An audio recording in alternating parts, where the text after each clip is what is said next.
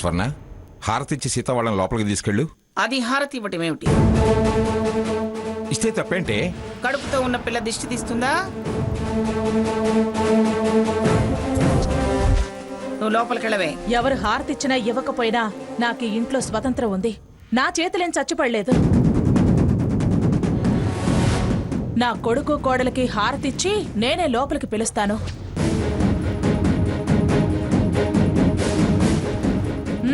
తప్పుకో.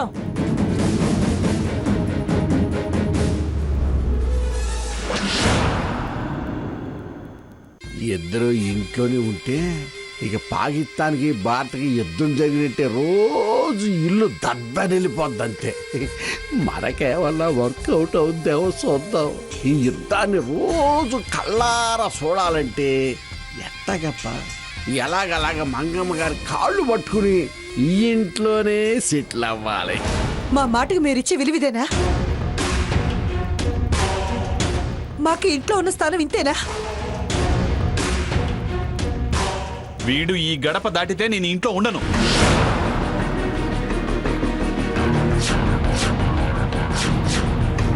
తొందరపడి మాటలు జారొద్దురా. ఎవరి నిర్ణయమైనా నా తీర్పు తర్వాతనే. ఇంత పక్షపాతంగా వ్యవహరిస్తుంటే నీ తీర్పుకి విలువివ్వదలుచుకోలేదు. దానికి కట్టుబడి ఉండాల్సిన అవసరం అంతకన్నా లేదు. కక్ష పెంచుకున్న వాళ్ళకి నిజం పక్షపాతం లాగానే అనిపిస్తుందిరా.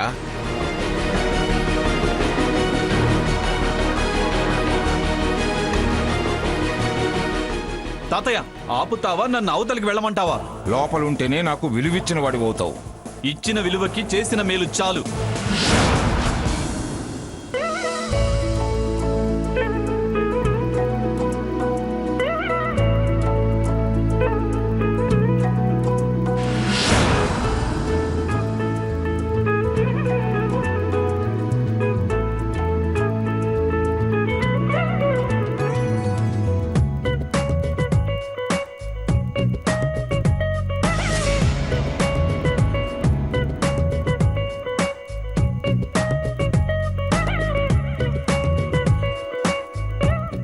అమ్మా సీత, కుడికాలు ముందు పెట్టి లోపలికి పదండి.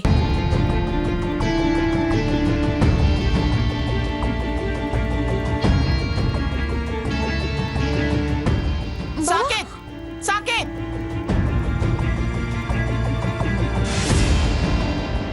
సాకేత్, నా మాట వినరా? సాకేత్, సాకేత్, సాకేత్.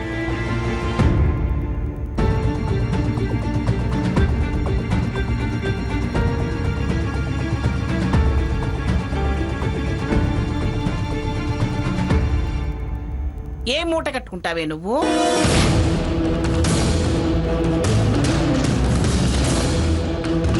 తన సంతోషం మూట కట్టుకుని నాకు కన్నీళ్లు మిగిల్చడానికే వచ్చింది. నా కొడుకును బయటకు తరిమి తన కొడుకుని ఇంట్లో కూర్చోబెట్టడానికి వచ్చింది. అత్తయ్య, వాడు వెళ్ళిపోతున్నాడు అత్తయ్య. నాకెందుకు భయంగా ఉంది. నువ్వేం భయపడకు లక్ష్మి. నా మనవడేం పిరికివాడు కాదు. ఈ పిఠాపురం మంగమ్మ పెంపకంలో పెరిగినవాడు. ధైర్యంగా ఉండు నువ్వు. ఈ గబ్బిలాలు దూరినంత మాత్రాన గుడి అపవిత్రం కాదు. మూల విరాట్టు విలువేం తగ్గదు. పిచ్చి మొద్దు, గుడ్ల పిగించాలా చూస్తూ నిలబడతావేమిటి? పద వెళదాం. ఎక్కడికమ్మమ్మా? ఎక్కడికేంటి? అలిగెళ్ళింది నీ మొగుడు. వెళ్ళి తీసుకొద్దాం పదా. ఎక్కడికని వెళ్తాం? వాడు ఎక్కడికి వెళ్ళి ఉంటాడో నాకు తెలుసు. నువ్వు పదా.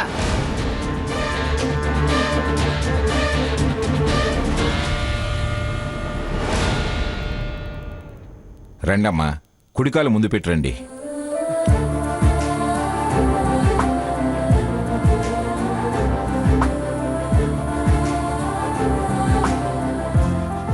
ఏమండి, ఏమండి, వాడు వెళ్ళిపోతున్నాడండి.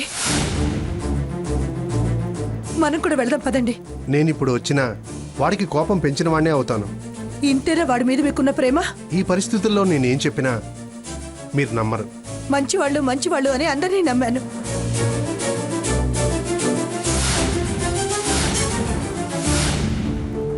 చివరికి అందరూ కలిసి నన్ను నా కొడుకును మోసం చేశారు. ఎవరిని నమ్మాలో ఎవరిని నమ్మకూడదో అర్థం కాని పరిస్థితుల్లోకి మమ్మల్ని నెట్టేశారు. నన్ను ఏడిపించి ఏం సుఖపడతారు? నా ఊసురు తగిలి లక్ష్మి, నిజానిజాలు తెలుసుకున్న తర్వాత శాపాలు పెట్టు. పచ్చగా వచ్చారు, పరుషంగా మాట్లాడుకు. నువ్వు భయపడేంతగా ముందు ముందు పరిస్థితులు ఉండవమ్మా. ఇన్నేళ్ళు అన్నీ ఉన్నా కొడుకు కోపంగా బయటికి వెళ్ళగానే నువ్వు అంతగా తప్పించిపోతున్నావే, తను నీలాంటి ఆడకూతురే. ఇవాళ తను తన కోసం రాలేదు, తన కొడుకు కోసమే వచ్చానంటుంది. తను చెప్పేది పూర్తిగా విన్నాక నీకు ద్రోహం తలపెట్టాలనుకుంటే నువ్వే కాదు నేను శపిస్తాను. దయచేసి ఊరుకోమ్మా. లక్ష్మి ప్లీజ్. నన్ను అలా పిలవకండి. లక్ష్మి, లక్ష్మి ఆగు.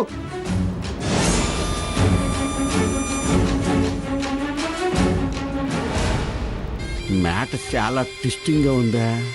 మనం ఏదో బ్యాడ్ చేయాలని చూస్తే అన్న కూతురు గుడ్లా కట్ట ఉందా మరి. ఆ గాడు ఎంత ఎలప చేశాడు. తంతే గాడ్లు బొడ్లో పడ్డట్టు ఇద్దరు కూతుర్లు మంగమ్మ గారింట్లో మనవరాళ్ళు అయ్యారే. అంటే ఇంకో మనవడు ఉంటే ఆ మూడోది కూడా మంగమ్మారికి మనవరాలు అయ్యి ఉండేదేమో. అబ్బూ, అవును, నాకేదో గిట్టుబాటు అవుతుందని ఇక్కడికి వస్తే సీన్ అంతా రివర్స్ అయిందే. మనం రూట్ మార్చి అటు పాజిటివ్ అయితేనే ఫ్యూచర్లో ఇద్దరు కూతుర్లు కూసంత నాకు హెల్ప్ చేసేటట్టున్నారు. అయితే మ్యాటర్ అర్జెంటుగా అన్న సేవలో పోస్ట్ చేయటం బెటర్.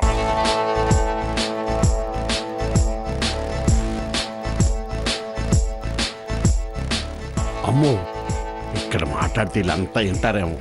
పక్కకి వెళ్ళి ఫోన్ చేద్దాం. లక్ష్మి, లక్ష్మి. వద్దు, నన్ను విసిగించొద్దు. వెళ్ళండి అవతలకి. అది కాదు లక్ష్మి.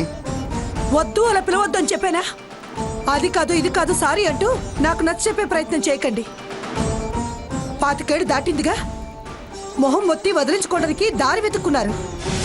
పిలిచారు, వచ్చింది. వెళ్ళారు, పెళ్లి చేశారు. దానికి బాధ్యత ధర్మం అంటూ కళ్ళబులి మాటలు చెప్తారే. మిమ్మల్ని చూస్తుంటే అసహ్యం వేస్తుంది, ఆవేశం వస్తుంది. ఎదురుగా నిలబడి కోపం పెంచకండి. వెళ్ళండి అవతలకి. అమ్మా శారదా, వీళ్ళ నా రూమ్లోకి తీసుకెళ్ళి ఫ్రెష్ అవ్వమను. అలాగే మావయ్య.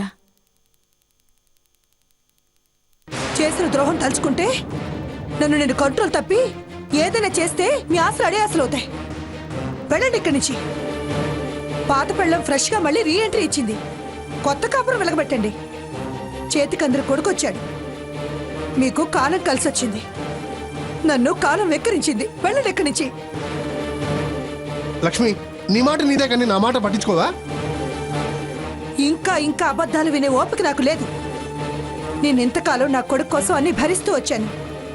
వాడే మిమ్మల్ని అసహించుకుని నన్ను వదిలేసి వెళ్ళాక నాకు మీతో మీ ఇంటితో ఏం అవసరం?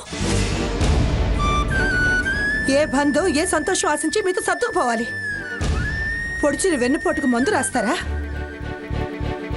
మనసుకైన గాయాన్ని మాంచగలరా? వెళ్ళండి అవతలకి.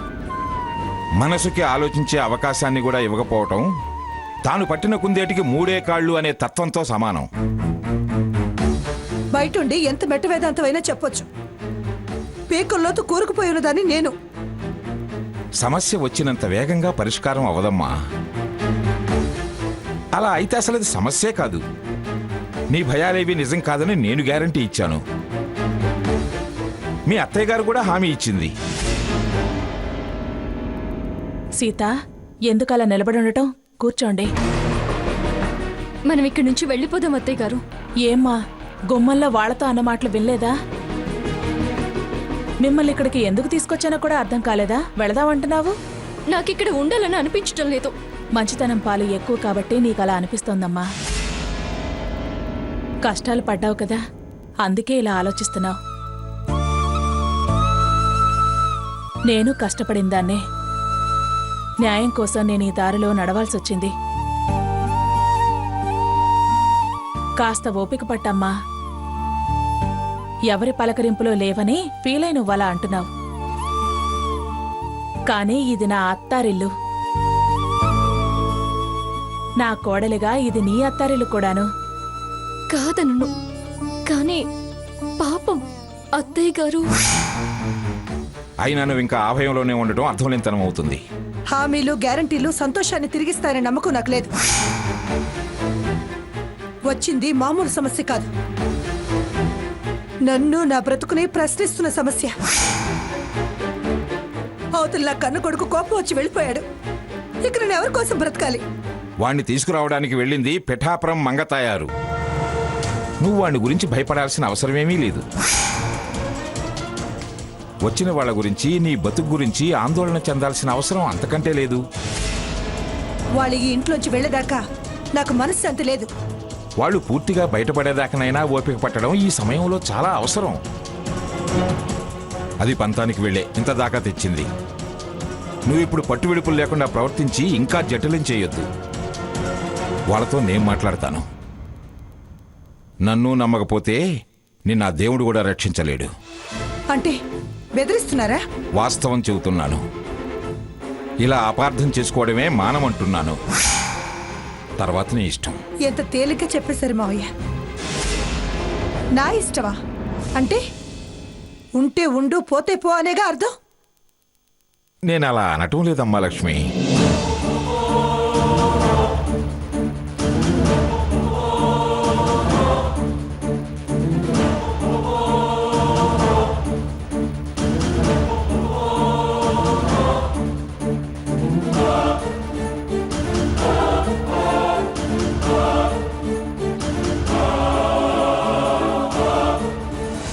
ఎలాగో ఏమో అనుకున్నావు. మొత్తానికి సీత పెళ్లి అతి కష్టం మీద జరిగిపోయింది. సీతా రఘురాములు పీటల మీద కూర్చునే ముందు అన్నయ్య గారు అక్కడ ప్రత్యక్షమయ్యి రఘురాం నా కొడుకే, శారద నా భార్య అనగానే నేను సీత వంక చూడగానే నా పై ప్రాణాలు పైకే పోయాయి. అయిపోయింది, ఇక మనం ఇంటికి తిరిగి రావాల్సిందే అనుకున్నాను. నిజమే అక్క, నాకు చాలా భయమేసింది. అంతా చిత్రంగా జరిగిపోయింది. ఆఖరి క్షణంలో మంగమ్మగారు వచ్చి ఎంత రభస్ చేశారు. అబ్బాయి రఘురాం కాబట్టి సరిపోయింది. ఆ స్థానంలో మరొకరుంటే మనం విషం తాగి చావాల్సిందే. ఏమైతేనేం మంచి కుటుంబంలోనే పడింది. ఆస్తి అంతస్తుల సంగతి ఎలా ఉన్నా అబ్బాయి మంచోడు. పుట్టుపూర్వోత్తరాలు వంశచరిత్రున్న ఇంట్లో పడింది. ఆ మాట మాత్రం నిజం బావగారు. అంతా సీత అదృష్టం.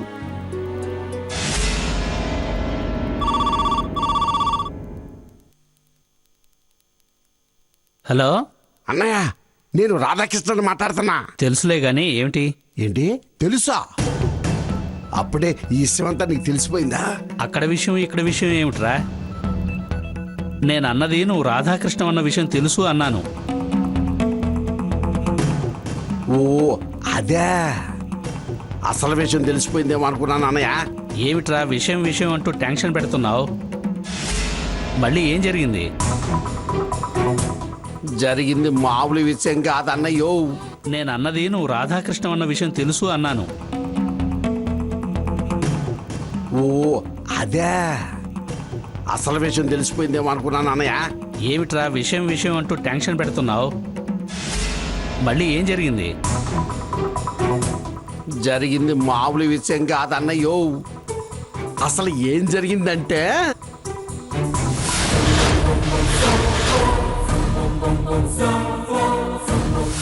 ఏమిటి? సీతా రఘురాముల్ని ఆ శారద గారు మంగమ్మ గారింటికి తీసుకెళ్లారా?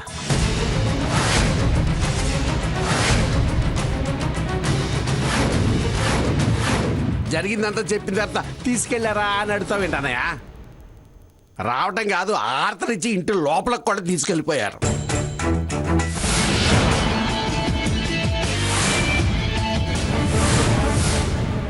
ఎరా, ఓహో వీళ్ళకి బ్రోకర్వి నువ్వేనా?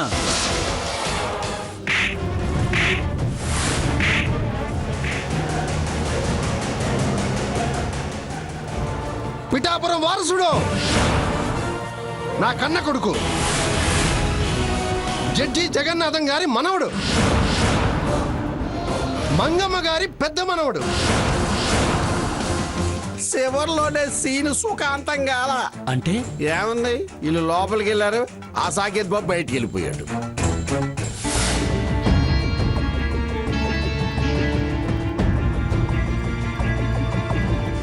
సాకేత్, ఎక్కడికి వెళ్ళాడు ఏమిటో. అసలు ఏమవుతుందని చాలా టెన్షన్ గా ఉందన్నయ్య. ఎందుకురా నన్ను ఇలా భయపెడతావు? సాకేత్ వెళ్తుంటే చూస్తూ ఊరుకున్నారా? ఆగమంటే ఎవరి మాటలనే ఇంటేనా అగ్గి బరాటలాగా ఉన్నాడు కుర్రోడు. ఆ మంగం గారు ఇప్పుడే బయటికి వెళ్ళి దాన్ని ఎత్తుక్కుంటా. అలాగా అయితే ఏం పర్వాలేదులే. ఆవిడ ఎలాగలా నచ్చ చెప్పి ఇంటికి తీసుకొస్తుందిలే. ఏంటో పిల్లనిచ్చినోడు, నువ్వు ధైర్యంగానే ఉన్నావు, నాకే గుడి దడదడలాడిపోతుంది. సర్లేరా, వీలైతే వాళ్ళు ఎక్కడికి వెళ్ళారో వాకప్ చేసి నాకు కబుర్ చెయ్యి. అలాగే అన్నయ్య. అన్నయ్య సన్నిధి. ఏంటండి, అమ్మాయి రఘురాంలని ఆవిడ మంగమ్మ గారి ఇంటికి తీసుకువెళ్ళిందా? అవునట, సాకే తలిగి ఎటో వెళ్ళిపోయాడట. ఇదేం కొత్త పంచాయతీ అండి? ఆవిడ వాళ్ళని అక్కడికి తీసుకెళ్ళడం ఏంటి? అల్లుడు గారు అలిగెళ్ళడం ఏంటి? నాకు చాలా భయం వేస్తోందండి. ఇద్దరూ మన పిల్లలే, ఎవరికి ఏం జరిగినా మనం భరించలేమండి. పదండి, ముందు మనం పిన్నిగారింటికి వెళ్దాం. లేవండి, ఇద్దరూ మన పిల్లలే, ఎవరికి ఏం జరిగినా మనం భరించలేమండి. పదండి, ముందు మనం పిన్నిగారింటికి వెళ్దాం. లేవండి, ఎవరు వింటే వాళ్ళకి నచ్చ చెప్పి సర్దుబాటు చేసొద్దాం. తను పోతే చల్లగా గతి లేదు గాని పెరుక్కి చీటీ రాసి పంపినట్లుంటుంది. మనం అంటేనే లెక్క లేకుండా తీసిపారేస్తుంది ఆవిడ. అలాంటిది వెళ్ళి మనం సర్దుబాటు చేయగలమా? కానిపోని మాటలెందుకు కానీ వెళ్ళే ఆలోచన మానే. అసలే ఆవిడ బుసలు కొడుతోంది. గతంలో అయితే తోకతో కొట్టింది, ఇప్పుడైతే కాటేస్తుంది కూడా. అలా అంటారేంటండి? వెళ్ళి తప్పో ఒప్పో ఓ మాట మాట్లాడడం మంచిది. ఏ పిచ్చిమొద్దు, మనం వెళ్ళి చీవాట్లో చెప్పు దెబ్బలో తింటం తప్పిస్తే చేయగలిగింది ఏమీ లేదు. ఎన్ని గొడవలు పెట్టుకున్నా వాళ్ళు ఒకటేనే. వెనక ముందు వాళ్లే సర్దుకుంటారులే. మనం వెళ్తే గాలి ఇటుమల్లి మనల్ని దూదిలా ఏకిపారేస్తుంది. మొగుడు కొట్టినందుకు కాదు, ఆడబిడ్డ నవ్వినందుకు కోపం అన్నట్లుంటుంది. అయినా ఆ పెద్ద ఆయన జడ్జి గారు ఉన్నారుగా, ఆయనే సర్దుబాటు చేస్తారులే. లేదండి, నాకెందుకో వెళ్ళడమే మంచిదనిపిస్తోంది. నాకైతే వెళ్ళకపోవడమే మంచిదనిపిస్తోంది. మీరు రారా? రాను. శకుంతల, నువ్వురా, మనం వెళ్ళొద్దాం. అలాగే అక్క. అవమానపడి వచ్చి ఏడవడం ఏడ్పించడం తప్ప వెళ్ళి చేయగలిగింది ఏమీ లేదు. మీలా మనసు దిట్టం చేసుకుని నేనుండలేను. కన్నతల్లి మనసు మీకేం తెలుస్తుంది? తల్లులు మాత్రమే ప్రేమిస్తారు, కొడుకులు మాత్రమే ఉద్ధరిస్తారని అనుకోవడం ఒక రకమైన మూర్ఖత్వమే అవుతుంది. మీతో వాదించే ఓపిక నాకు లేదండి. శకుంతల, రా. సరే అక్క. బావగారు వెళ్ళొస్తాం. సరే. ఏమిటో సీత, ఈ మాత్రం సానుభూతి నా మీద ఆనాడు చూపించిన వాడు లేరమ్మా. మన కష్టం వాళ్ళకి తెలిసి రావాలి, మన బాధ వాళ్ళకి అర్థం కావాలి, వాళ్ళలో మార్పు రావాలిగా. మనం హేళనకి గురి కాబడ్డవాళ్ళం, మన వేదనకి వాళ్ళు కళ్ళు తెరవలేదు. కనీసం వాళ్ళ రోదనన్నా వాళ్లలో మార్పు తేగలిగితే మనం వచ్చిన దానికి అర్థం పరమార్థం ఉంటుంది. ఇలా వెళ్ళిపోవడానికే అయితే మనం ఇంత దూరం రావాల్సిన అవసరమే లేదమ్మా. సీత, నేనిక్కడికి ఏ స్వార్థంతోనూ రాలేదు. అర్థం చేసుకో. వాళ్ళకు ఆ విషయం త్వరలోనే అర్థమయ్యేలా చేస్తాను. దయచేసి నాకు సహకరించమ్మా.